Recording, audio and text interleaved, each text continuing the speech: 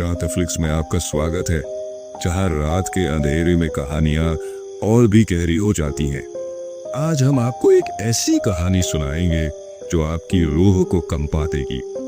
एक घर जिसका इतिहास खून और दर्द से लिखा गया था, एक परिवार की खुशियों को निगलने के लिए तैयार था। क्या वे इस प्रेतबाधित जाल से बच पाएंगे? श्रेया, एक 16 साल की लड़की, अपने माता पिता रमेश और सारिका के साथ लखनऊ से उन्नाव के लिए रवाना हुई। उनका नया घर उनका इंतजार कर रहा था और श्रेया बहुत उत्साहित थी। वह अपने माता पिता की इकलौती बेटी थी और कार की खिड़की से बाहर देखते हुए ताजी हवा का आनंद ले रही थी। तभी उसकी माँ सारिका ने कहा कि खिड़की बंद कर दो, नहीं तो ठंड लग जाएगी। श्रेया ने जवाब दिया कि वह अब भी करती है और तुरंत खिड़की बंद कर दी। ठीक उसी पल कार अचानक एक सुनसान सड़क पर रुक गई। दूर दूर तक कोई नजर नहीं आ रहा था और श्रेया ने अपने पिता से पूछा कि क्या हुआ। रमेश ने बताया कि कार स्टार्ट नहीं हो रही थी।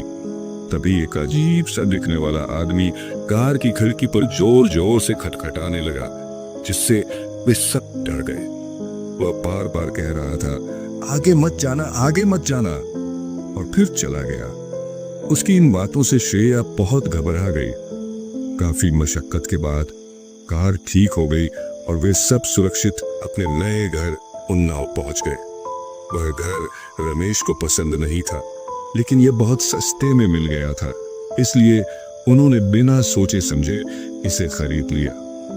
अपना नया घर देखकर श्रेया बहुत खुश हुई। वह कार से उतरते ही पूरे घर का चक्कर लगाने लगी। जब वह अपने परिवार के साथ घर के अंदर गई तो उसे वह घर बिल्कुल भी घर जैसा नहीं लगा।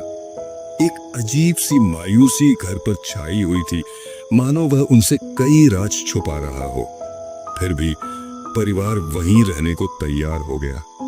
अगले ही दिन श्रेया अपने नए स्कूल जाने के लिए तैयार हो गई। स्कूल में सब कुछ अच्छा रहा।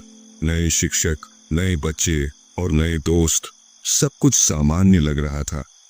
मुश्किल से 5 दिन ही हुए थे जब उसके सहपाठी कर्ण से मिलने के बाद सब कुछ बदल गया। उनकी दोस्ती बहुत गहरी हो गई और वे अपना ज्यादातर समय एक दूसरे के साथ बिताने लगे। एक दिन श्रेया ने कर्ण को अपने घर आने को कहा ताकि वे स्कूल का प्रोजेक्ट पूरा कर सके। कर्ण भी उसके साथ जाने के लिए तैयार हो गया। वे बातें करते हुए जा रहे थे। उन्हें पता ही नहीं चला कि वे कब श्रेया के घर पहुंच गए। जैसे ही कर्ण ने घर को देखा, वह हक्का बक्का रह गया। उससे कुछ बोला नहीं जा रहा था और श्रेया ने उससे पूछा कि वह घर को ऐसे क्यों देख रहा है, मानो उसने कोई भूत देख लिया हो। कर्ण ने जवाब दिया कि उसने भूत तो नहीं देखा है, पर श्रेया अजनबियों की तरह क्यों पूछ रही है। उसने श्रेया से कहा कि यह घर ठीक नहीं है और कई सालों से यहाँ कोई नहीं रहा है। उसकी बात सुनकर श्रेया ने पूछा कि वह क्या कहना चाहता है। कर्ण ने बताया कि यह घर पूरी तरह से प्रेतबाधित, हॉन्टेड है और इसमें रहने वाला कोई भी आज तक जिंदा नहीं बचा है। आसपास के सभी लोग यह बात जानते हैं। श्रेया को कर्ण की बातों पर बिल्कुल भी भरोसा नहीं हुआ। वह मुस्कुराई और बोली कि वह मजाक कर रहा है और उन्हें अंदर चलना चाहिए, लेकिन कर्ण बिना कुछ कहे वहां से चला गया। उसके जाने के बाद श्रेया उसकी बातों से परेशान थी। धीरे धीरे उसके पूरे परिवार को यह यकीन होने लगा कि उस घर में कोई है जो उन्हें वहां देखना नहीं चाहता। एक दिन श्रेया स्कूल जा रही थी जब उसे लगा कि वह बार बार एक ही रास्ते से गुजर रही है। उसके घर से स्कूल का रास्ता सुनसान था और लोग न के बराबर मिलते थे। श्रेया उन रास्तों में पागलों की तरह भागने लगी, यह सोचकर कि शायद वह स्कूल पहुंच जाए, पर रास्ता खत्म होने का नाम ही नहीं ले रहा था। वह भागते भागते थक गई और वहीं गिर गई, जिससे उसे बुरी तरह से चोट लग गई और वह बेहोश हो गई। कुछ समय बाद जब उसे होश आया तो वह पहले से भी ज्यादा हैरान थी, क्योंकि वह अपने कमरे में अपने बिस्तर पर थी और रात के 2 बज रहे थे। सबसे ज्यादा हैरानी की बात यह थी कि जो चोट उसे लगी थी वह अभी भी थी और उसे दर्द भी हो रहा था। श्रेया चिल्लाते हुए अपने माता पिता को बुलाती है। उसकी हालत देखकर सब परेशान हो जाते हैं, लेकिन कोई नहीं समझ पाता कि उसे इतनी चोट कैसे लगी। हालात दिन ब दिन और भी बुरे होते चले गए। हर रोज घर का सारा सामान बिखरा हुआ मिलता। रात में अजीब और गरीब आवाजें सुनाई देने लगी और कभी कभी तो ऐसा लगता था जैसे उस घर में उनके अलावा और भी कई लोग मौजूद हों। श्रेया अपने घर के बारे में इंटरनेट पर जानकारी खोजने लगी। वह घंटों कोशिश करती रही ताकि उसे पता चल सके कि उस घर का राज क्या है। दूसरी ओर श्रेया की माँ सारिका को लगा जैसे कोई उसे आवाज दे रहा हो। वह आवाज का पीछा करते हुए आगे बढ़ने लगी। तभी श्रेया को पता चलता है कि उनका घर उनकी सोच से भी ज्यादा पुराना है। जिस जगह पर उनका घर है वहां पहले एक कब्रिस्तान हुआ करता था। एक अमीर आदमी ने उस जमीन को धोखे से अपने नाम कर लिया और वहां अपनी हवेली बनवा ली, लेकिन वह खुद भी उस घर में जिंदा नहीं रह पाया। यह जानने के बाद श्रेया को सब कुछ समझ में आने लगा, लेकिन दूसरी तरफ उसकी माँ उस आवाज का पीछा करते हुए छत पर पहुंच जाती है। वह ऐसे चलती जा रही थी जैसे उसे होश ही न हो कि वह कहाँ जा रही है। श्रेया ने फैसला किया कि वह सारी बात अपने माता पिता को बताएगी और वे उस घर से कहीं दूर चले जाएंगे। वह यह सोच ही रही थी कि उसे अपनी माँ की एक जोरदार चीख सुनाई दी। श्रेया अपनी माँ को अपने कमरे की खिड़की से नीचे गिरता हुआ देखती है और कुछ नहीं कर पाती है। अपनी माँ को गिरते हुए देखकर श्रेया को एक झटका सा लगता है। वह वहीं ठहर जाती है। कुछ देर बाद जब उसे अपने पिता की आवाज सुनाई देती है तो उसके आंसू बहने लगते हैं। वह रोती हुई अपनी माँ के पास जाती है और देखती है कि उसके पिता अपनी माँ को अस्पताल ले जाने के लिए कार में बैठा रहे हैं। श्रेया रोते हुए अपनी माँ से लिपट जाती है। कुछ ही देर में वे लोग अस्पताल पहुंच जाते हैं। श्रेया अपने पिता से कहती है कि उन्हें वह घर छोड़ देना चाहिए। रमेश ने पूछा कि वह ऐसा क्यों चाहती है। श्रेया ने जवाब दिया कि उसे नए घर में नहीं रहना है और उन्हें वापस लखनऊ जाना चाहिए। तभी डॉक्टर रमेश को बुलाते हैं और वह कहते हैं कि वे यह घर नहीं छोड़ सकते और न ही यहाँ से वापस जा सकते। यह कहकर वह चले जाते हैं। श्रेया हैरानी से उन्हें देखती रह जाती है, क्योंकि वह जानती थी कि उसके पिता भी कहीं ना कहीं जानते हैं कि वह घर कैसा है, फिर भी वह उसे छोड़कर नहीं जाना चाहते। दूसरी तरफ डॉक्टर रमेश को साफ साफ बता देते हैं कि सिर पर गहरी चोट के कारण उनकी पत्नी को बचाना बहुत मुश्किल है और वह अब शायद ही जिंदा बच पाए। 2 दिन बाद रमेश अपनी पत्नी और श्रेया को लेकर घर आ जाते हैं। श्रेया के मन में कई सवाल थे और उसका मन घर में जाने का नहीं था, लेकिन वह अपनी माँ को लेकर बहुत परेशान थी। ठीक दूसरी ही रात को श्रेया उदास होकर अपने कमरे के एक कोने में बैठी होती है जब उसे अपनी माँ की आवाज सुनाई देती है। उसकी माँ अजीब सी आवाजें निकालकर रो रही होती है। श्रेया वहां जाती है तो देखती है कि कमरे में उसकी माँ है ही नहीं। वह हर जगह देखती है, फिर बाहर जाने लगती है तो उसकी माँ ठीक उसके पीछे दिखाई देती है और हाथों में चाकू लेकर श्रेया की तरफ आती है। जैसे ही वह श्रेया पर वार करने वाली होती है, उसके पिता पीछे से उसे पकड़ लेते हैं और चाकू छीन कर फेंक देते हैं। श्रेया की माँ जोर जोर से हंसने लगती है और फिर रोने लगती है। उनकी दिमागी हालत पूरी तरह से खराब हो चुकी थी। इससे पहले कोई कुछ समझ पाता कि वे ऐसा क्यों कर रही हैं। श्रेया की माँ उसी कमरे की खिड़की से कूद जाती है। श्रेया और उसके पिता यह देखकर हैरान रह जाते हैं। जब वे नीचे देखने जाते हैं तो श्रेया की माँ मर चुकी होती है।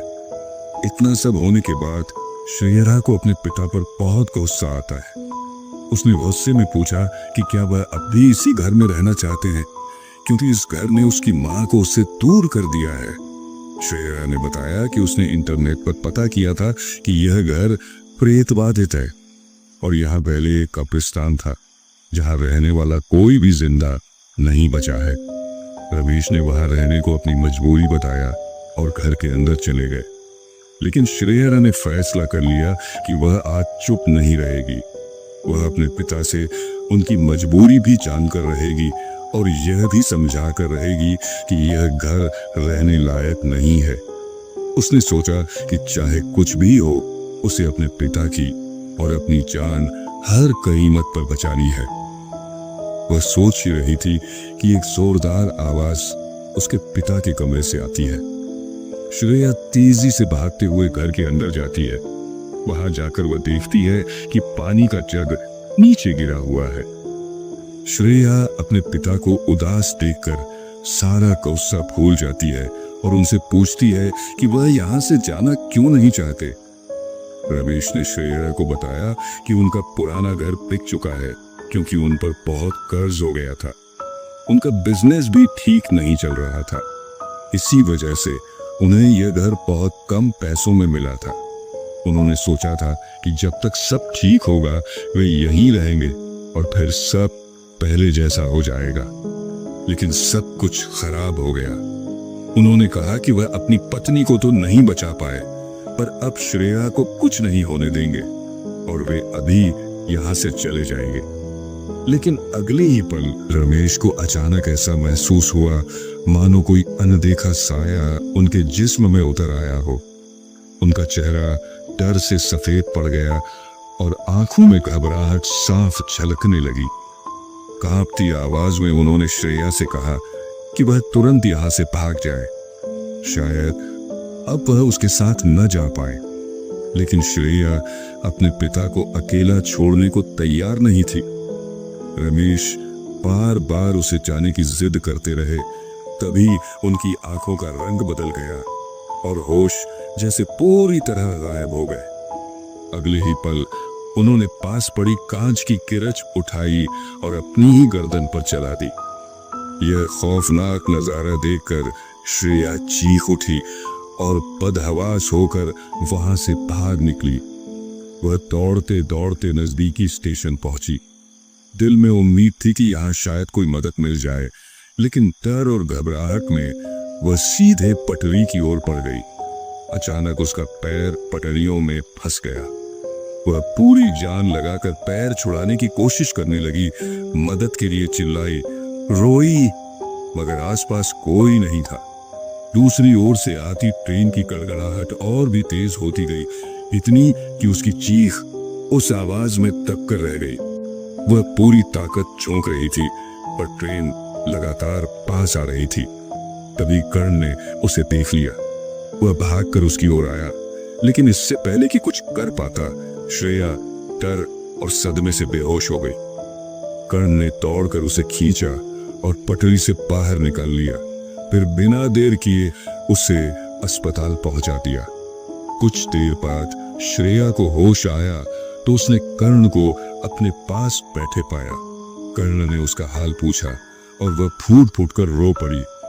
उसने बताया कि कैसे उसकी जिंदगी तो बच गई, लेकिन वह अपने माँ बाप को खो चुकी है। कर्ण ने उसे ढांढस दिया और कहा कि वह घर बेहद खतरनाक है। अगर उसे रोका न गया तो और जाने जा सकती है। उसने श्रेया से कहा कि इस सबको खत्म करने का बस एक ही तरीका है। श्रेया ने आंसू पोंछते हुए हामी भर दी। दोनों उस घर में लौटे और आग लगा दी। देखते ही देखते वह घर जलकर राख हो गया। अब वहां कोई लौटने की हिम्मत नहीं करेगा। श्रेया अपने रिश्तेदारों के पास चली गई और धीरे धीरे अपनी जिंदगी संभालने लगी। कर्ण उसके साथ रहा और उसका सबसे अच्छा दोस्त बन गया। यही नेटफ्लिक्स की ये कहानी खत्म होती है, लेकिन सवाल ये है, क्या सच में वह घर आग में खाक हो गया या फिर उसकी दबी हुई आत्माएं अब भी कहीं भटक रही हैं, किसी नए शिकार की तलाश में? सच्चाई जो भी हो, इतना तय है कि कुछ कहानियां सिर्फ रात की खामोशी में सुनाई जाती हैं। अगली बार फिर मिलेंगे। एक और दिल दहला देने वाली दास्तान के साथ।